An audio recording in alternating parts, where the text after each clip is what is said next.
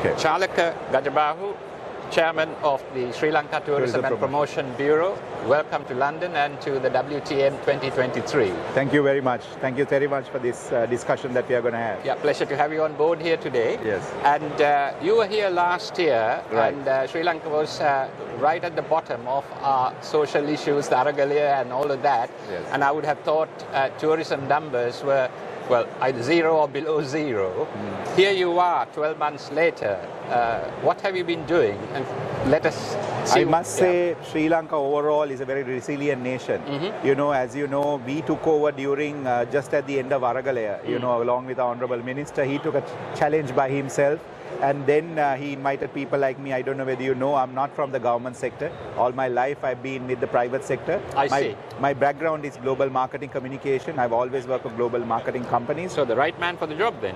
Maybe we are getting there. Well, let's see how it goes. Yeah. And I must go on record and say he's not a personal friend of mine. He selected me and the other three chairmen also for their background. So must give him credit for that as well. Coming back what you said, yes, we had an Aragalaya, we had a revolution. I'm not going to say yes, it was a bad thing. I would say wherever I go, it's a peaceful revolution at the end of the day. You know, there's something that happened. Yes, the government toppled. I'm not going to get into politics here. No, but then the image that was created for the country, that whole, you know, whatever negative news is easily marketable rather than positive news. Absolutely. So what happened during that time, you know, the few buses burning and, you know, what happened at the lake, what happened at the presidential secretariat, it was a big black mark for the country overall taking it forward. You know, the thing is, let's say we got that back to under normalcy, the fuel crisis, the food crisis, especially from a tourism point of view, and then for the people, the medicine crisis, back to normal within 3 to 4 months, right? We were firefighting for 3-4 months, but the tourism industry became, because it's very important, because it's the second biggest forex earner for the country. Absolutely. But don't forget, we are not bringing products into Sri Lanka. We are not bringing milk or biscuits. We have to bring people into Sri Lanka. Yeah. How difficult it is to bring people when you have a black mark or a black image to your country. So it's an absolute daunting task. So last year, we ended up with only 700,000 tourists coming into Sri Lanka. Whereas our best year was 2018, as you know, which was 2.3 million. Then unfortunately, the Easter Sunday happened in 2019, then it went down. Then came COVID, then came the economic crisis. But right now, we had 1.2 million. So let's pause there for a while. So you started off with almost zero tourists coming out of the Aragalaya, and in the last 9 months, it has gone over the 1 million mark now. Is it right, as of now, it's almost 1.2 million officially. So we have about 3 more months to go, including last month. Yes. So we're going to exceed around, well, 1.5. Our target is 1.5 million, and we can achieve that target. I'm confident because it's winter season for Europe. Our numbers are going to be big, especially from Europe, UK, Germany, led by UK, Germany and France. Of course, from the other side, Russia as well, which is because they are limited travel, because they can only go to Thailand and Maldives and places like that. But Sri Lanka is fully booked. So the winter is fully booked, and then going forward into 2024 and beyond, what are your plans, the Honourable Minister's plans, etc., from the Tourism Ministry standpoint? Because 1.5 million tourists is a record number coming from zero. Yeah. But life has to go on. Absolutely, the momentum has to go on. Absolutely. What's your vision? So basically, we have a 5-year plan. We are for in terms of numbers. We can't just put numbers for the sake of putting numbers. No. We have a 5-year plan which we want to achieve 5 million by 2029. Right. Just pause a while. So it's by 2029 you want to reach 5 million. We will be at the end of this year around 1.5, 1.6 million. 1.5. It will be 1.5 million, and next year's target is 2 million. Right. Next year's target is 2 million, and then under HE's President's vision, there's a target of 5 million, out of which 2.5 million we want to get from the high-end tourism, because it's again quality versus quantity. Absolutely. When it comes to, if you look at our neighboring country, Maldives, average tourist spends about $600 to $650 per day. Whereas in Sri Lanka, it's about, I think, $160 to $180 a day. How do you raise that bar? It doesn't mean that we don't want the backpackers or the low spenders, because we have our homestays, we have our small properties, the SMEs we have to support. So we need a balance of both. But then that can't be done overnight. You know, the infrastructure has to be built, which is the the boutique, the 5-star properties and all that is happening. Right now we have officially registered 45,000 rooms, out of which 9,000 are from the high end. So that number also has to build. So infrastructure plays a huge role, especially for high-end tourism, sustainability plays a huge role. So that's why, without saying, we can do this in 2 years, without going, I'm not a politician, I'm a marketeer, being practical, and President also has the vision, Minister has a vision of 5 million target in 2029. At least, even as you know, this job, it's a government job. Me being in the private, I might have this today, I might not have it tomorrow. But at least Minister has a vision of creating that footprint for the next 5 to 10 years. And you're working towards that mission as a team. We are working towards that along with our Sri Lanka Tourism Development Authority, which is more into administration and infrastructure and investment opportunities. So both sides have to pick up at the same time.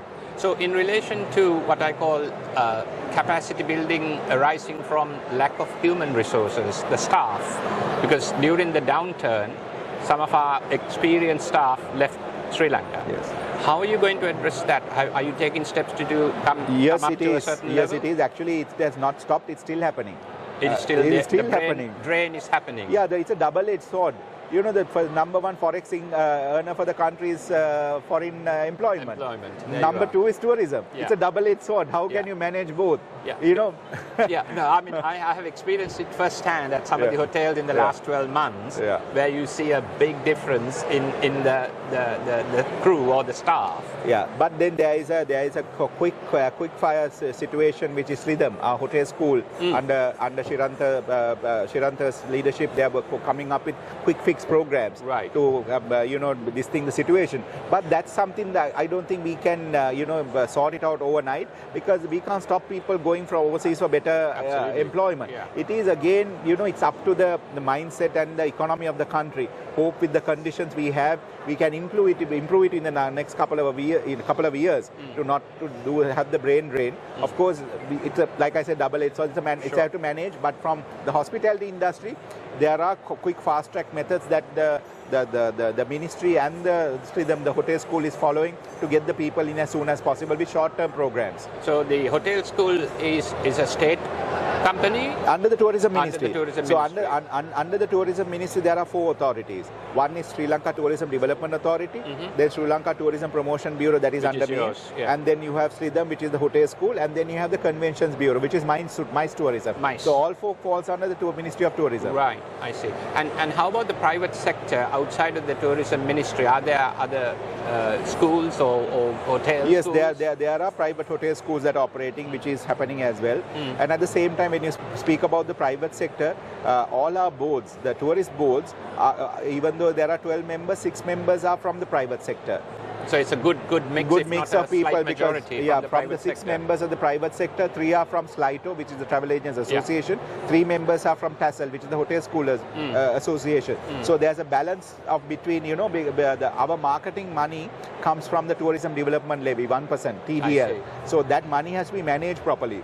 So that's why we have a balanced board to kind of evaluate all the programs, whether it's a project like this WTM or the new global campaign that we are going to come out in next March, February, March, which is in the right footprint. And then I'm going to continue.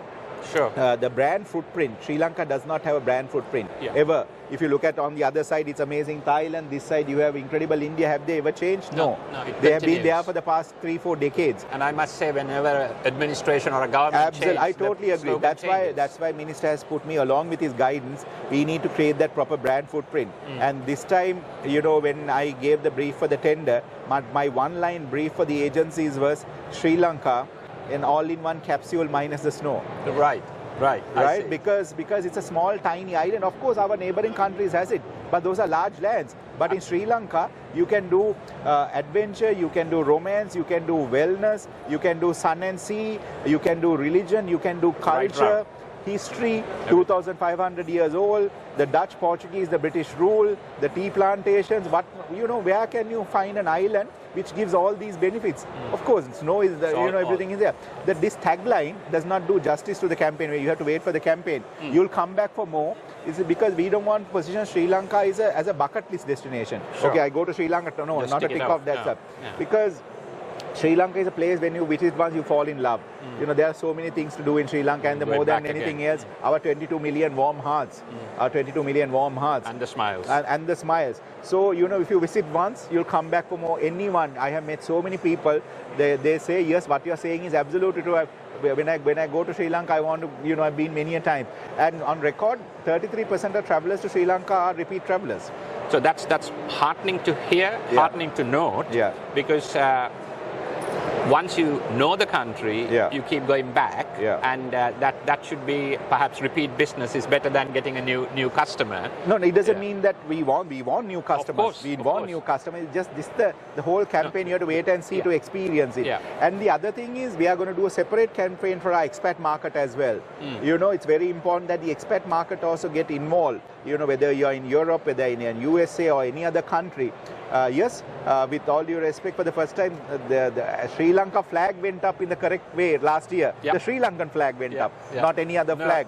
Everybody together. Absolutely. So I want to tell them, now tell your friends, forget about your first, bring your children. Not, the next trip is not Greece or Portugal, it has to be Sri Lanka.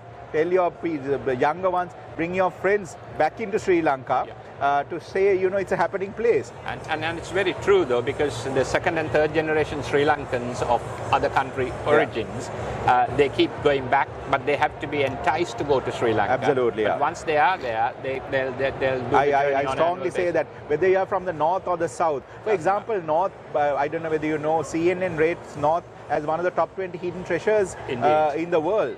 Top 10 hidden treasures, and then we are the number 7 Instagrammable nation in the world. So what more do you need? You know, come back. I want to tell my Sri Lankan friends all over the world as well, come back, spend a week's holiday with your friends. Tell your friends in UK or France or Germany or USA, you know what an amazing destination that is. Great. I mean, this is precisely the message that we need to send as a country to the world out there. Correct. Now, in relation to the numbers or the countries that constitute the 1 million plus tourists so far, am I right in saying about 10 or 11% of the tourists come from the United Kingdom now? Yes, so basically our number 1 market is India, followed by Russia recently. That is because of Russians limited where they can travel because the winter is going to be big. Number 3 is UK, then followed by France, Germany, then Australia, US, some countries in Middle East. So the top 10 countries consist of that. So and in UK, France and Germany has been traditional markets for us, and India. Yeah. So are you doing anything in particular outside of the thematic sort of advertising for the Western market?